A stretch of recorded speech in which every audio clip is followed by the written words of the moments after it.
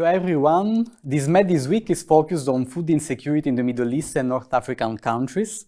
Since the outbreak of the war in Ukraine, food security in the region has been a major concern for policymakers, international organizations and observers of Middle East and North African affairs. This is due to the high dependence of many countries on food imports from both Russia and Ukraine, to the risk of disruptions in food trade, and to the impact of higher prices on national budgets and public finances. There have been fears that high inflation could result in rallies, political demonstrations, popular discontent, and, generally speaking, instability. Today, food inflation is easing, but prices are still elevated. Against this backdrop, the problem of food insecurity in the region is not limited to food prices. It is much more complicated and dates back to decades.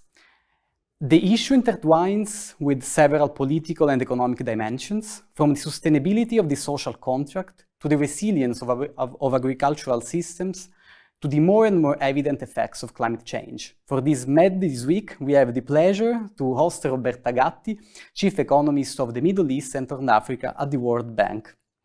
Roberta, thanks for being here. One of the latest World Bank reports analyzes the long-term effects of rising food prices and food insecurity in the MENA region, stressing that high food prices alter the destinies of the people of the region, causing intergenerational consequences and irreversible damages.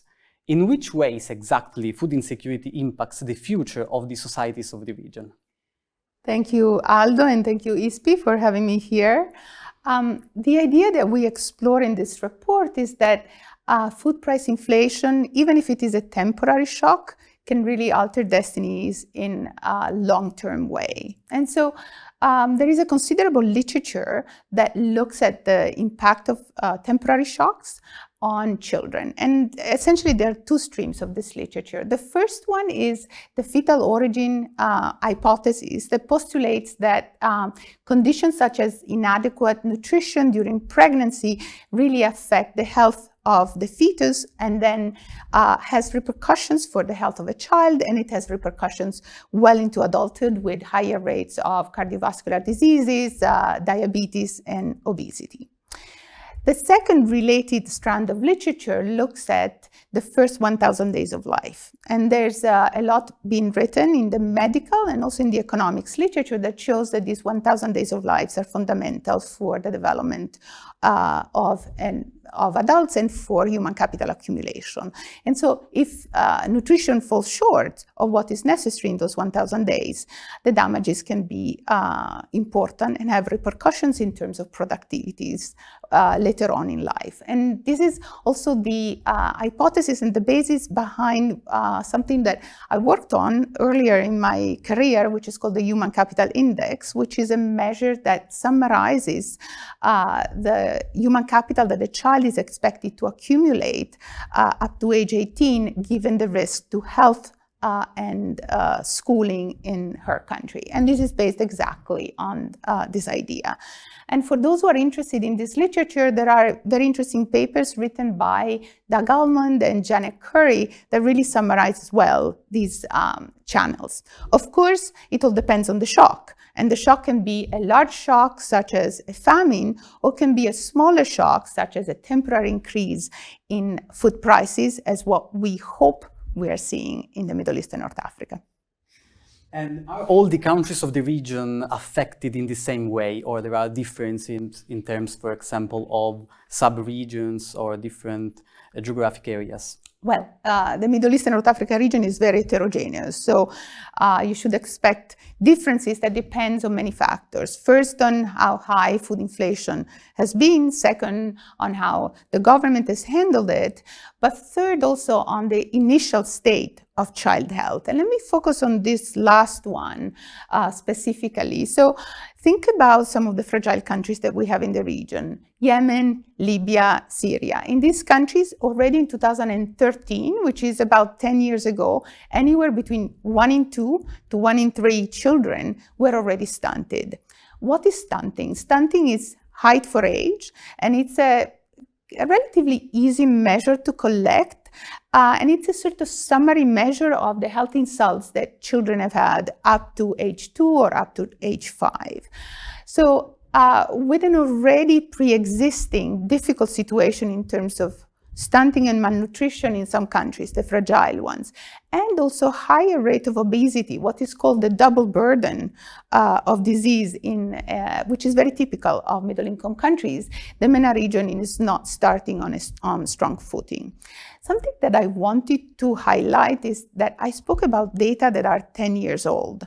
And in this recent report, we show that we have data that are not more than 7 years old, only for 11 out of the 19 countries in the region. So not only how these impacts unfold will depend on the different conditions, but we don't even know exactly what is going on in terms of child nutrition and health in a large number of our countries. Now, this was kind of like looking backwards to the status quo as of today or as of 10 years ago, depending on when we have the data. But if we want to look forward, what we have done was to use data from the FAO, complemented with machine learning, and we have estimated the forecast number of children who are going to be food insecure. And up to 8 million children in the developing part of the MENA region will be food insecure, with more than 2/3 of them concentrated in Syria and Yemen. So definitely the variation on the existing conditions of the country have a big impact on what we can expect. Thank you.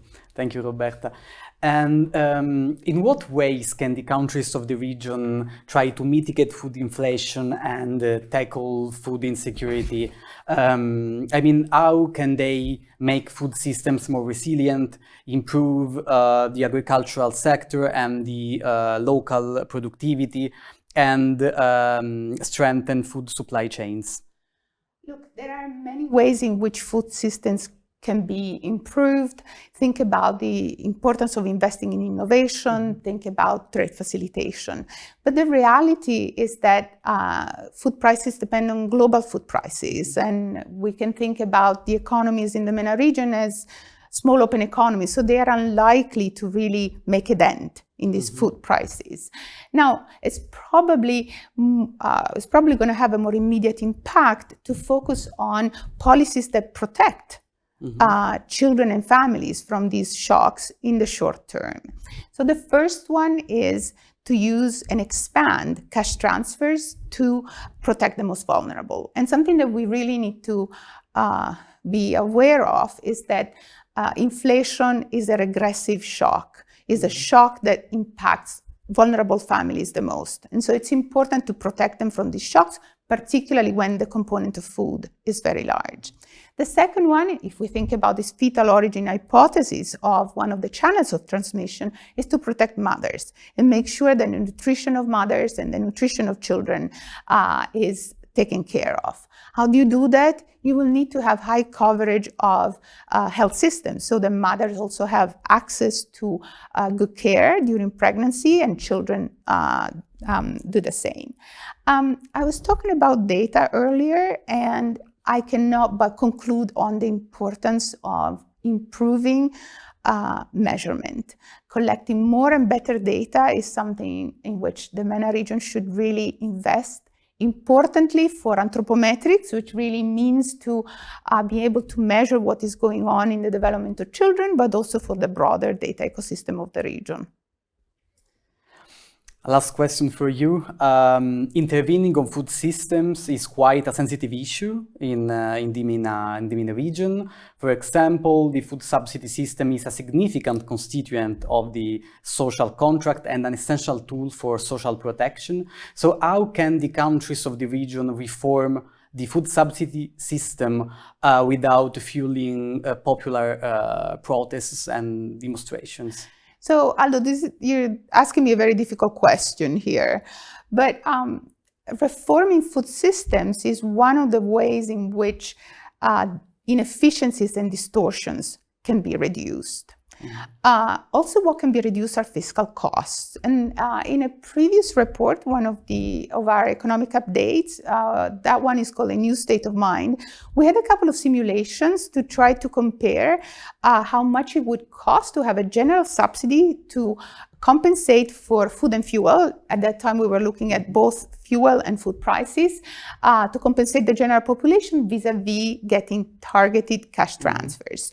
So just to give you a sense, if you were to compensate the poorest 10% of the population only for the equivalent food and fuel shock that happened in Egypt, if you use general subsidies, you would have fiscal costs that are about 13 times higher than targeted cash transfers that go to the bottom 10% of the population. Now, why the bottom 10%? Because we know that the vulnerable are the most affected.